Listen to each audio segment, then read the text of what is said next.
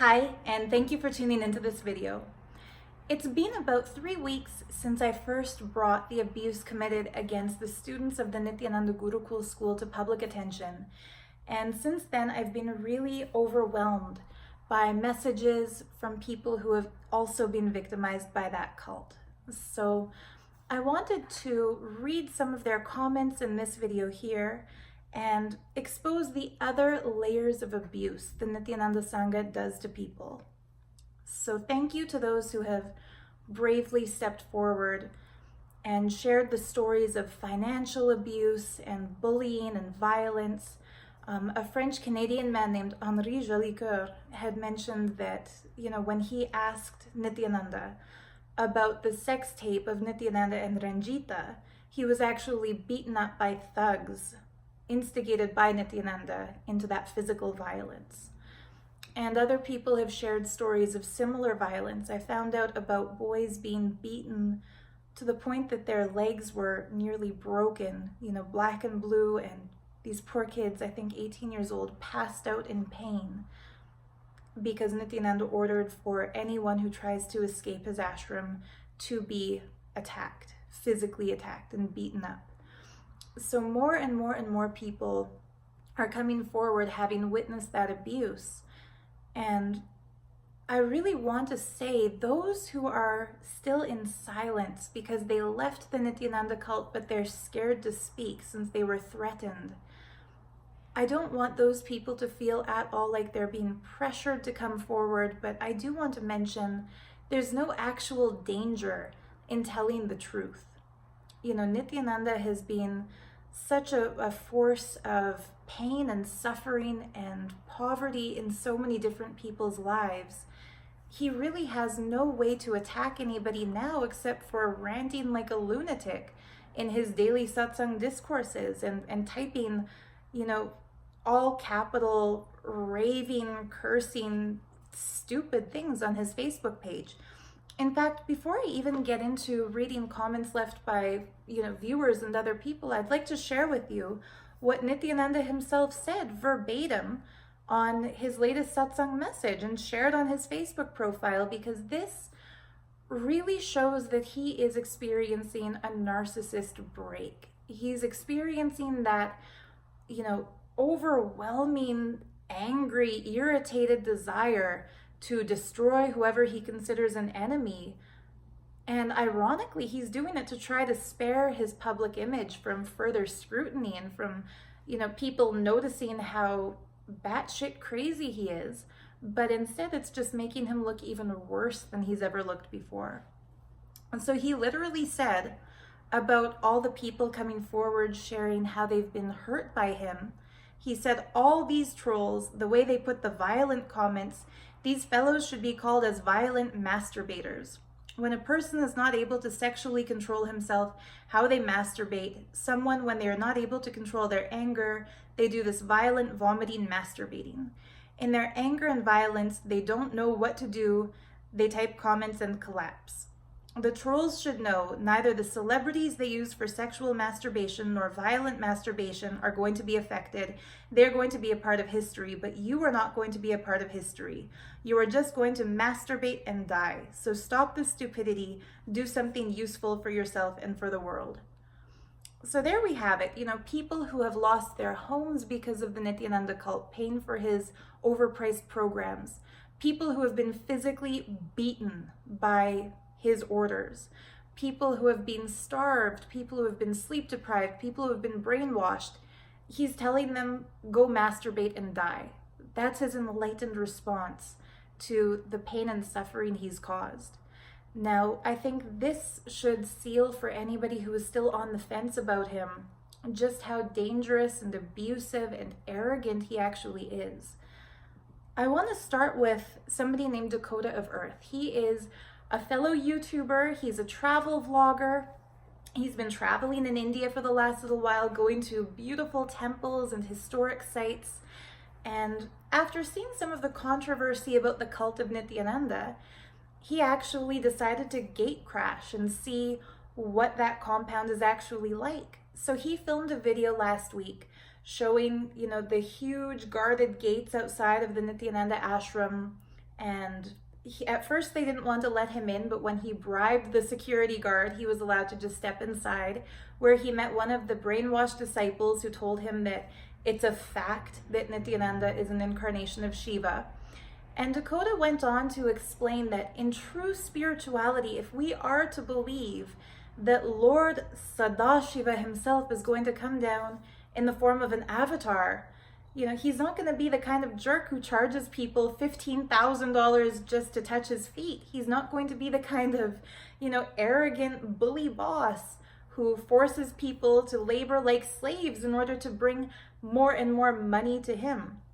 And so Dakota made that really good video documenting what the cult actually is, kind of sharing his thoughts, his opinions. And as a result of that, well, I'll just read you his comment. This is what he posted. Dakota of Earth said, Nithyananda devotees are emailing me death threats. Ha ha ha. Could you imagine meeting someone who could open your third eye and make you levitate, and then you send someone a death threat for saying it's not real? This cult is spookier than I thought, makes me believe the child abuse accusations are real. So here's the thing. Anybody who speaks out against that cult is threatened. I've heard of so many of my friends getting threatened that, they'll be falsely accused of crimes if they speak out against the cult.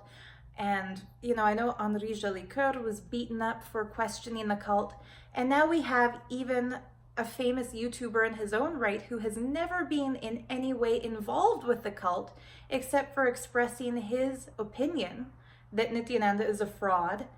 And here they are sending him death threats. So what this is really showing us is the mentality of disciples within the cult. I can tell you, as somebody who lived closely to Nithyananda, whenever he felt his narcissistic ego was being threatened, he would encourage us to attack whoever was threatening him. We once spent 4 days, and by we, I mean a lot of what he would consider his intellectual disciples, somebody named Paul Yevzikov from New York, somebody called Jordan Lozada, who was then Datananda, a guy named Balaji Srinivasan, some of his monastic disciples as well. We were all made to sit in Nithyananda's courtyard, dressed up fancy with our computers there to search facts, in order to attack a human rights activist named Piyush Manush, who had published an article describing Nithyananda as a psychopath. And we were told to do research and find dirt on all the experts Piyush Manush had mentioned in that article. And I'll never forget, the person I was made to Google is a psychologist named Janja Lalich. And since then, I follow her on Twitter now because she's a fascinating expert in the cult phenomenon. There was absolutely nothing bad in her entire history to find. And Nithyananda was getting increasingly aggravated and mad at us that we couldn't find anything, to smear these experts who were referenced in that article, because he wanted nothing more than to destroy and discredit and commit character assassination against his critics. And I remember thinking, I was still brainwashed at the time, but as he told us, these people are demons and they're evil and they're stupid and their entire professional career was a sham, the more I started to research these people, the more I realized, holy shit, they're right and he's wrong. And I want to really make it clear, when Nithyananda starts attempted character assassination against his critics, it's because his actual teachings don't have a leg to stand on. They are not valid. They are not helpful. They're just mass hypnosis techniques and mind control techniques. So what I mean by that is that, for example, here, I'll get into one of the questions because I could just rant on all day about this. Daniel C. posted a question. Did Swamiji require sexual services from any of you? I've read about 3 comments indicating that Swamiji required some devotees to give him hand jobs and blow jobs. Is there any truth to that? One commenter in Sarah Landry's Facebook commented that he walked in on Swamiji receiving a hand job from a male devotee. What is that all about? So Daniel, thank you for the question. Yeah, Nithyananda used to make people perform sexual favors for him, and it was an open secret among his close circle of disciples.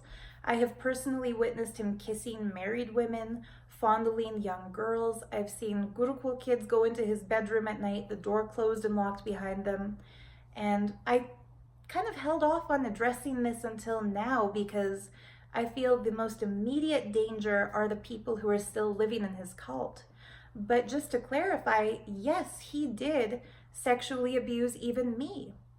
And the way he does that, and the reason why I think he is constantly trying to discredit psychologists like Janjala Leach and others like Piyush Manush who speak out against him, is because if anybody actually understands psychology and looks at his teachings and his behaviors, it will become painfully obvious that he is a narcissistic psychopath trying to use his disciples for sexual gratification and for ego boosting, and that he tries to be like a puppet master. So what specifically he did to me, and I mean, it goes back all the way to 2009 when I first attended Inner Awakening and Life Bliss Engineering. In one of the darshans, I told him that I had had a dream of being Devi. I had a dream of being the goddess, and it was a beautiful visionary dream. So I asked him about it, and he said, yes, it's real, and I'll guide you about this. And so from that early time onwards, he led me to believe that I was an incarnation of Devi. And he became much more blatant about that in 2016, after I had first taken Kavi, first became one of his initiated brahmacharinis. The horrendous abuse we experienced at Kumbh Mela in Ujjain was too shocking and too painful. Maybe I'll get into that in a future video. But I dropped out and I left. And after I left, Nithyananda started love bombing me, which is something cult leaders do when they feel like they're losing a disciple. He started sending me really romantic, flowery messages in Facebook private messenger. And he was sending heart emojis, and he turned the emoji in the conversation from the thumbs up to the kissy face. And he told me that I am his Shakti. I am his goddess incarnate, and that he missed me. And he put a little gif of a man watching a plane take off and the man is crying. And so it really pulled on my heartstrings, and I thought, well, shit, like, I don't want to make Swamiji sad. I don't want him to miss me. So I went back for a program called Nithyananda Yogam, and that program was basically a program in which he invited all of his wealthiest disciples to fundraise for him. He was forcing people to try to get him honorary degrees from university, which never panned out. And I mean, just to give some background about how two-faced he was, in his satsangs on stage, he would say the education system is demonic and it's evil and he's hurting people and degrees are useless and forget about university, just come take sannyas. And then behind the scenes, he was leading teams of people to reach out to universities, especially Ivy League schools, because he wanted credits. He was trying to get himself honorary degrees to legitimize himself as a guru. So during that Nithyananda Yogam program, there was a day when a lot of us were doing something called Rudrabhishekam. We were worshipping the Shivalingas around a place called the Vaidya Sarovar in his ashram. And as I was doing the worship, a guy named Neil, who was on Nithyananda's personal team, walked up to me and handed me a mala, so a necklace made of Rudraksh seeds. And he said, here, this is a gift from Swamiji. So I put it on and I felt really grateful. Wow, he's giving me a mala. Then later in his courtyard, when we gathered for breakfast, he made a grand announcement saying, congratulations, Ma Swarupa Priya, you put the Adinavasi mala back on, welcome home. And suddenly this thing that I thought was a gift, it felt like handcuffs. Like, I wasn't told it was an Adinavasi mala, which means the piece of jewelry worn by his residential disciples who live with him. But because I felt such a loyalty and devotion to him, being mind controlled into believing he's an incarnation of Shiva himself, I didn't want to contradict what he was saying and say, oops, nope, I didn't mean to put this on. I don't want to be an Adinavasi anymore. So like that, I got bulldozed into being a residential disciple once again. And that's when the love bombing in my inbox escalated to a level I would never have previously imagined. And it got to the point that he was sending me pornographic messages saying, "Do you want me? Are you wet?" He asked me to have a threesome with him. He told me to pick another woman. And, because I was avoiding that, I didn't want to, I told him, "I'm not attracted to other women. I'm straight." And the next day in the satsang discourse, he made a grand announcement, kind of belittling my sexual orientation by saying that only people who are bisexual can realize enlightenment. And he claimed everyone is bisexual. There's no such thing as totally straight or totally gay. And that in ancient India, kings and queens had to be bisexual because otherwise, they would be partial towards one gender over the other. And he would often do this. If he had a problem with something somebody was saying, he would use his satsang discourse to reprimand them and to make them feel like they were wrong. And, since then, he's even told people that they can only be his disciple if they are bisexual. And I personally know 10 other people who have come to me in recent history who have said, yeah, he molested them, that, Nithyananda had forced them to give him hand jobs or blow jobs. And he uses the same, deceptive, confusing lingo on all of us. He makes his victims believe that they have somehow incarnated in order to serve him sexually, and makes them feel like a sexual relationship with him will lead them into greater advaita, greater oneness. He told me once while he was putting his hand down my blouse that our relationship is not physical. And so imagine the confusion or the cross-wiring it puts in somebody's head as a man who they revere as a guru is groping them and saying our relationship is not physical.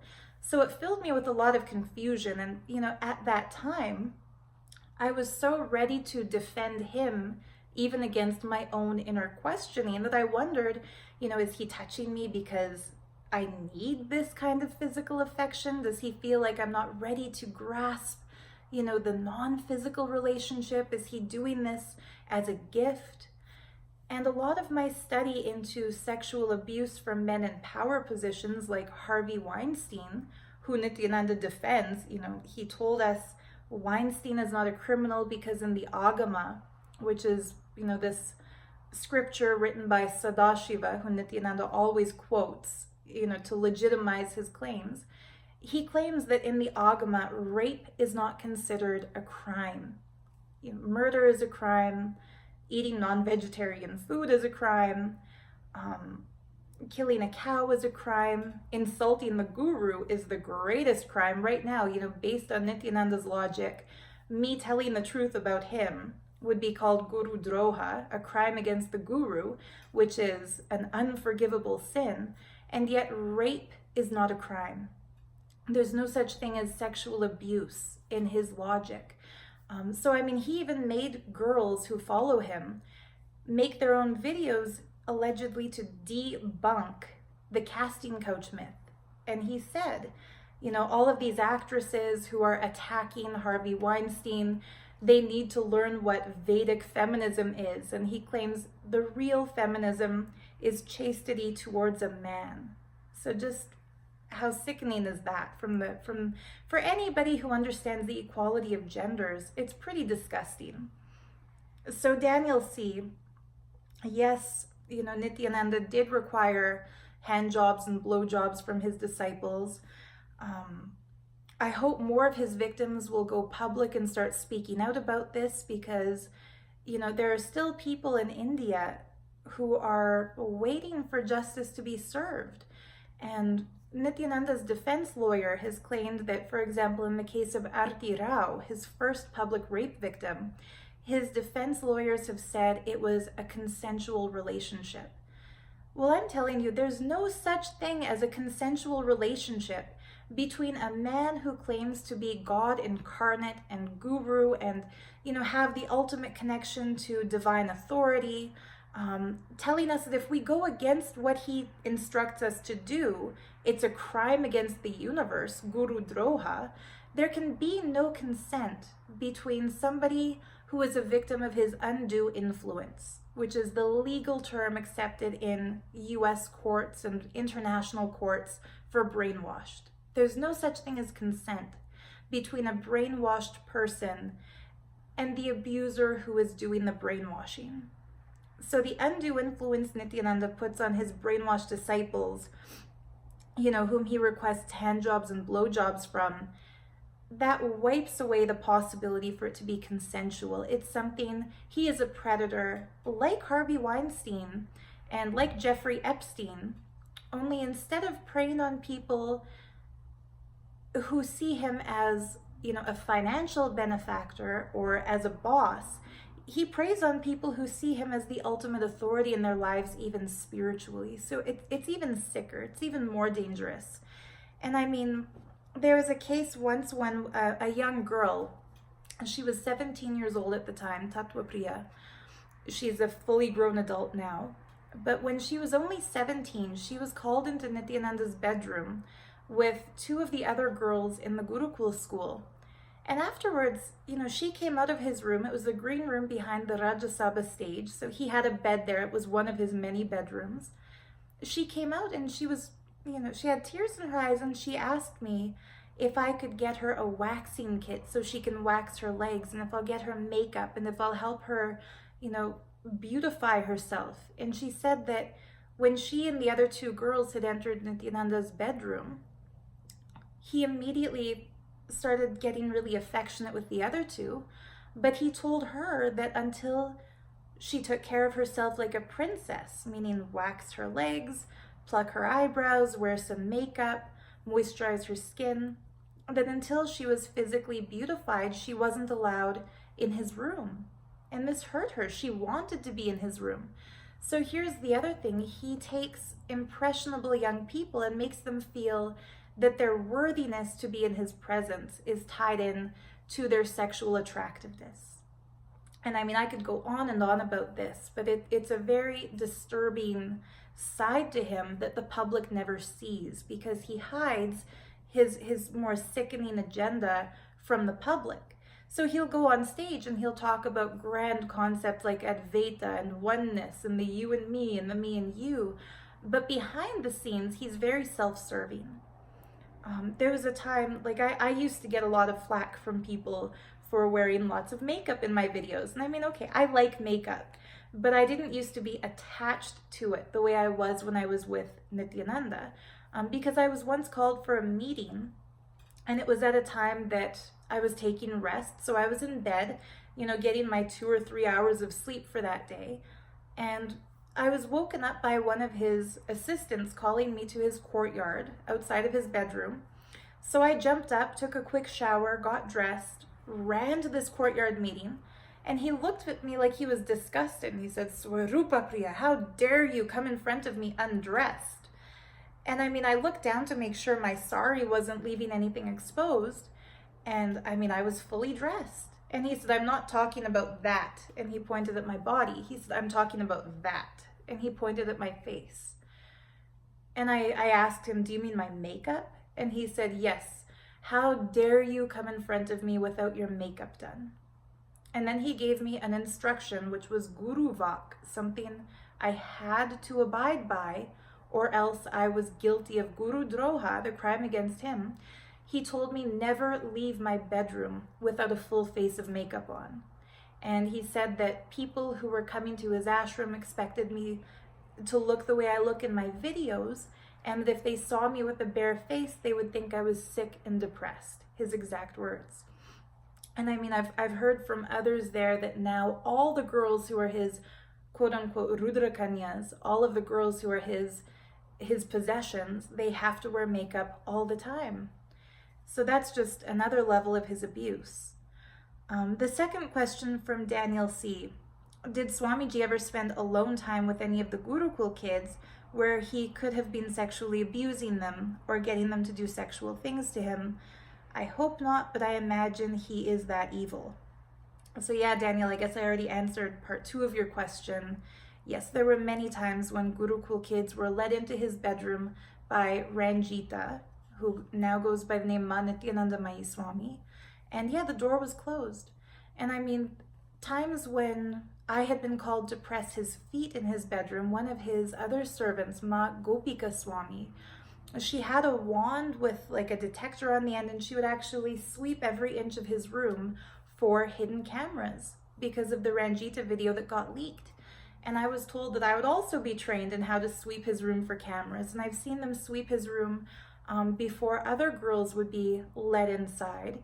And like I said, it's kind of an open secret among insiders there that he had this deviant sexual hidden agenda going on behind the scenes, and that, yeah, he did molest a lot of people.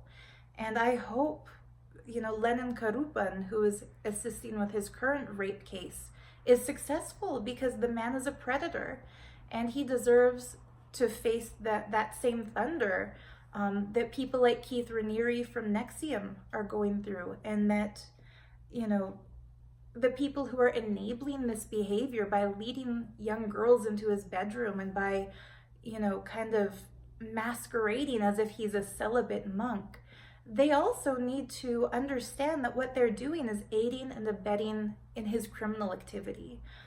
So yeah, it's unfortunate, but you're right, he is as bad as we suspected.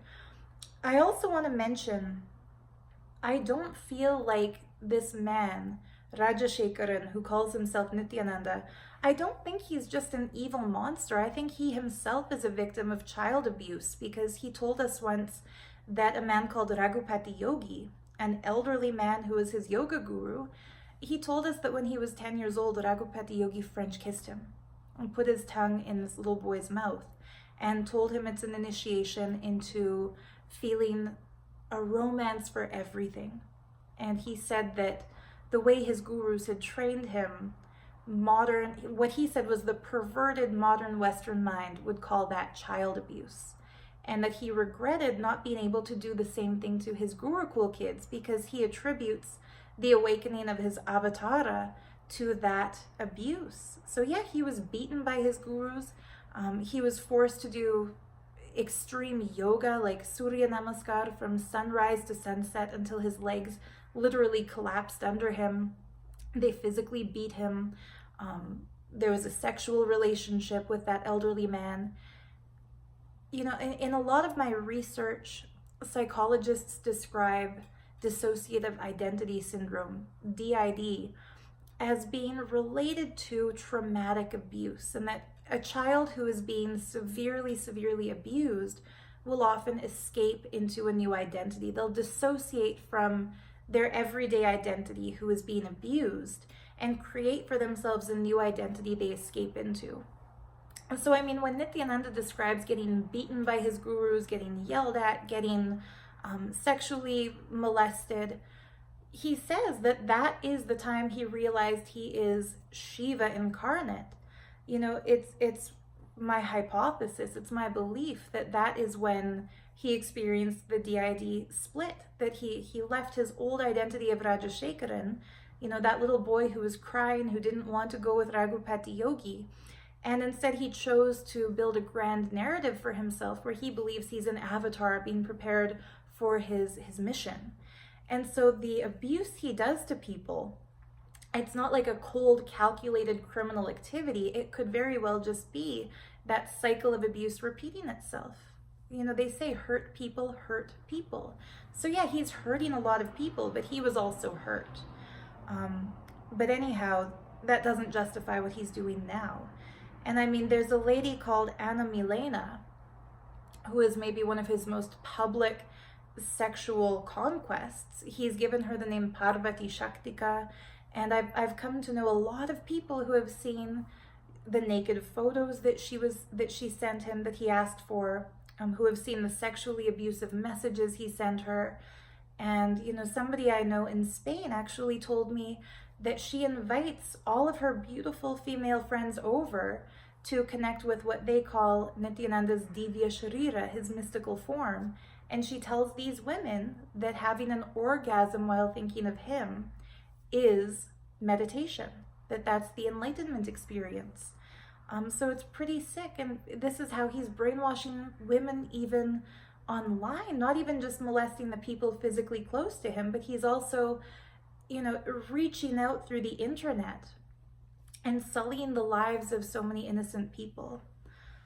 Anyhow, I'd like to get to other comments because I was hoping to read through a few of them today. Here's one from Aisha.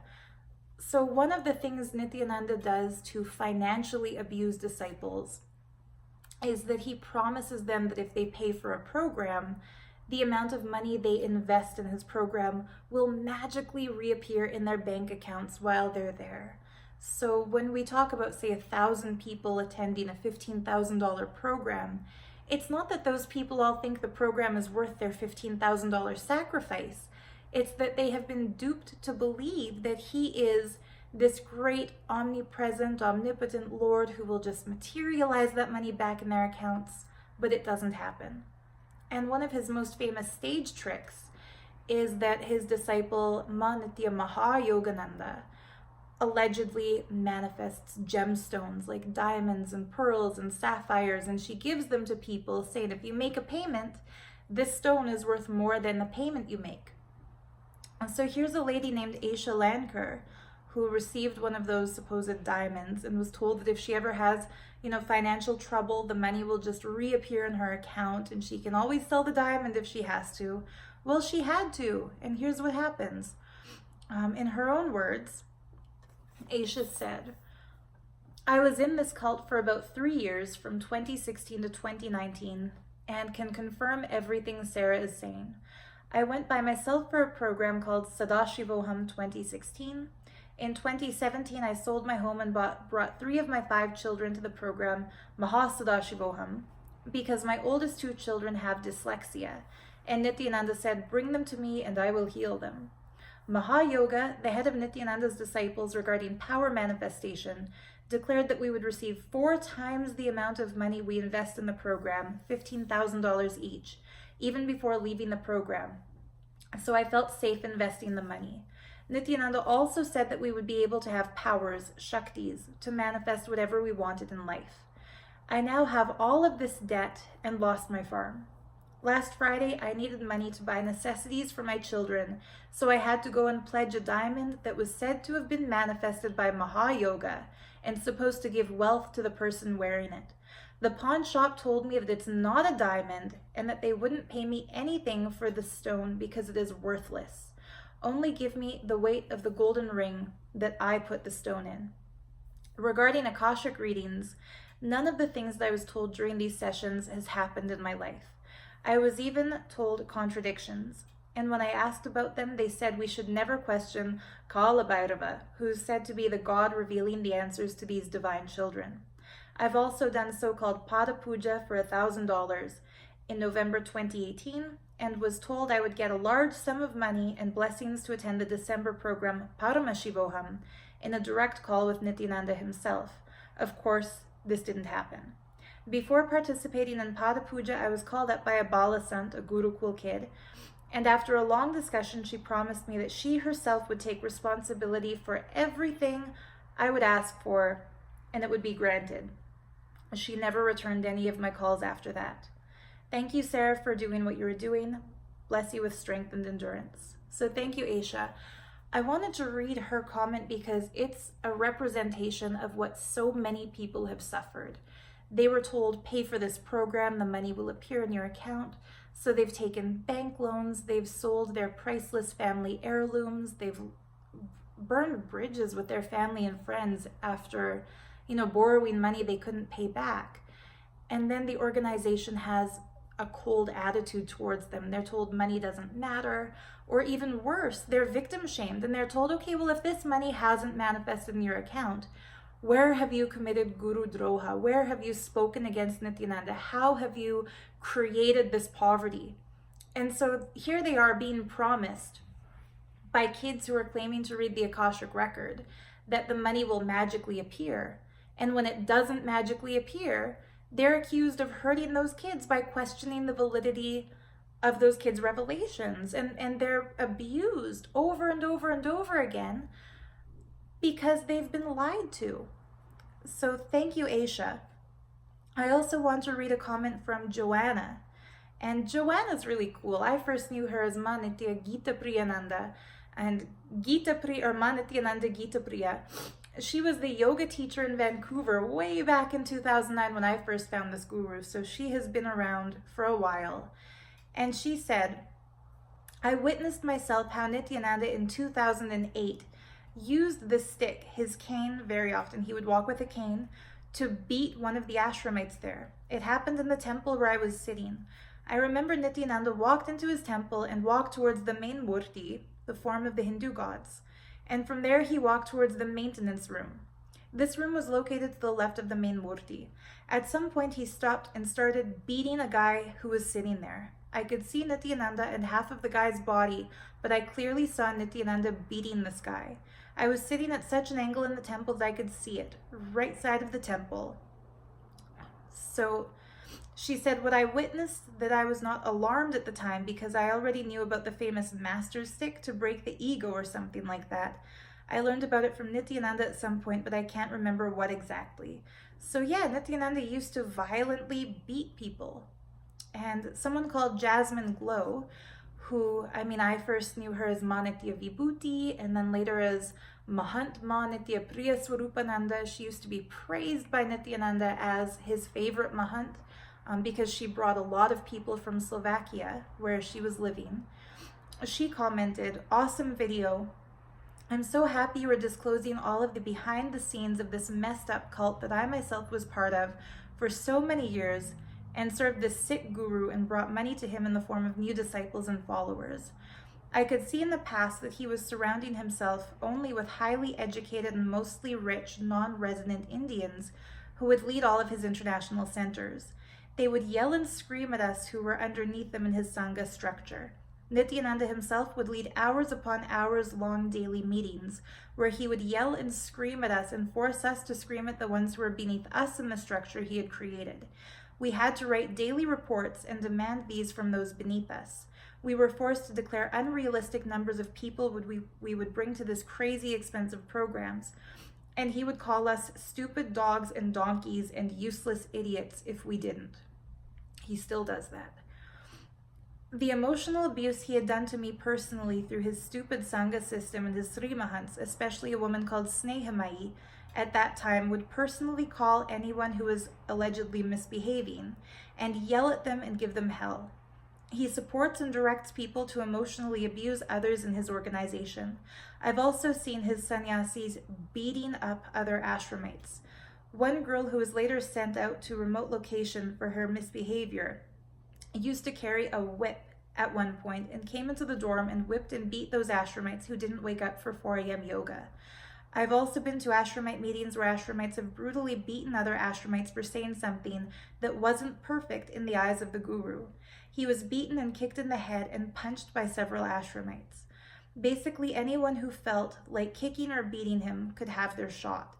The life in the ashram is crazy hard because the lifestyle Niti creates is to deprive you of sleep, overwork you, disconnect you from your friends and family, change your identity, take your life away, basically in order to serve him and bring money to his mission. And we all thought we were serving a compassionate master who was a representation of the holy god Shiva. Please save yourself the bankruptcy and don't support him by going to any of his programs and stay away.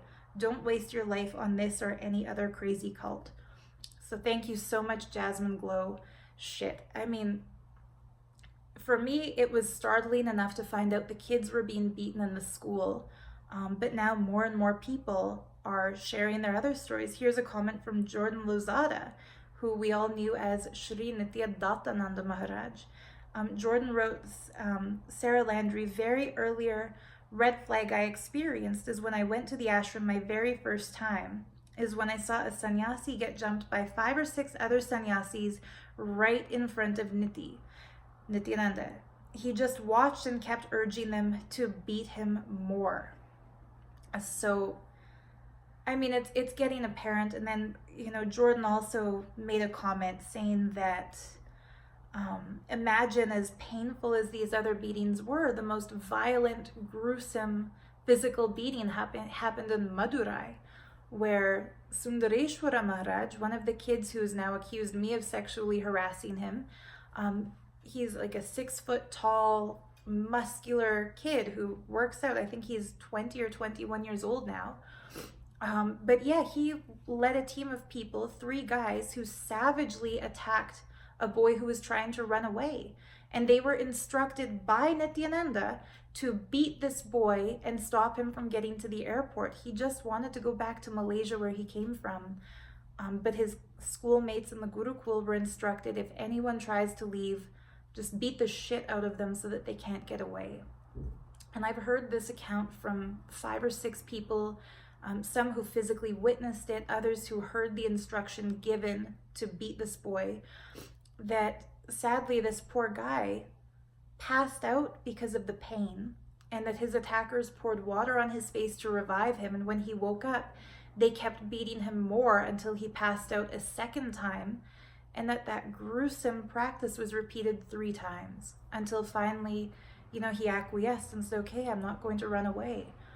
So what the hell kind of a so-called enlightened group of people resorts to physical violence to beat up anybody who wants to leave? Dakota of Earth had said, if this is really an enlightened group, why do they attack and give death threats to people who speak out against them? I would say even more obvious, if this is an enlightened group, why is the master outside of India hiding out in what I've heard is Ecuador to escape a rape trial? If he's really enlightened, and yet, okay, so he molests a bunch of his disciples, men, women, probably also children. He's been accused of rape. There's a court case being held. In 2018, a non-bailable arrest warrant was issued against him. How did he manage to procure for himself a fake passport and, get his rich disciples to fly him to Ecuador, where he's staying in some luxury resorts, claiming to be beyond physical attachment? And his defense attorneys gave the judge a statement that he is in austerity, meaning, he's in poverty. He can't afford to make it to the court. So, he's absconded from the law. He's in hiding because of a rape accusation. Previously, his organization was accused of racketeering.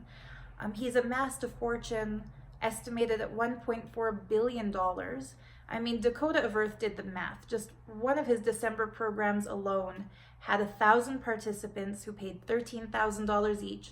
That is $13 million that he earned in 1 month. So the man is a very dark force in the lives of his unfortunate disciples. And I've got more comments I wanted to read, but maybe I'll save them for the next video because I don't want to, overload this one. But I'd like to end with, a personal statement to those who are still supporting him, those who are still defending him, who still consider themselves his disciples, and especially Jordan Kremer and his wife, Jillian Doak. You guys were my friends there, and I made the stupid mistake of making YouTube videos supporting this evil so-called guru that recruited you into his organization. I am sorry that you found him through my videos, because that is a terrible thing that's happened in your lives. And as much as you're trying to make me an enemy right now, I'm not your enemy. I'm just trying to wake you up and say he has brainwashed you. He has hurt you. One of our mutual friends, I'm not going to name who that person is for the sake of his privacy, but one of our mutual friends literally told you in detail how Nithyananda sexually assaulted him, and you didn't believe him. And then I reached out and told you the names of the Gurukul kids who told me about the December 31st beatings, and you refused to believe me. How much more violence does the Nithyananda cult have to perpetuate in the lives of people deluded into following it before you'll snap out of it? You guys aren't my enemies. It's not me against Nithyananda or me against you. I'm just saying, the fraud has hurt a lot of people. We have the right to say that we've been hurt, and I don't want to see him continue to financially abuse people, sexually abuse people, violently attack people. I don't want to see anybody else's life go down the drain supporting this terrible man. So Since the time I spoke out against the cult, I've been falsely accused of being a CIA agent who infiltrated to try to destroy Hinduism. Guys, I'm still wearing the Sri Chakra. I still love Hinduism. Today is Navaratri Dasara, and I was blessed to get to support a Pratyangira Homa at Chidambaram Temple because I still feel Hinduism is a beautiful tradition. I'm not a racist. I'm not anti-Hindu. I'm not a troll.